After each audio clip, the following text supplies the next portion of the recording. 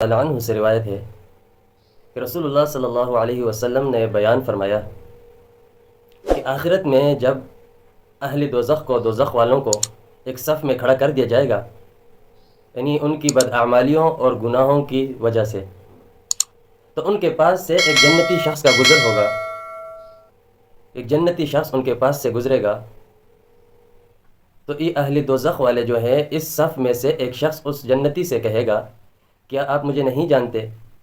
मैं वो शख्स हूँ कि दुनिया के अंदर मैंने आपको पानी पिलाया था। इसी तरह एक दूसरा शख्स उसी सफ़ में से बोलेगा कि आप मुझे नहीं जानते कि मैंने आपको वज़ू के लिए पानी दिया था।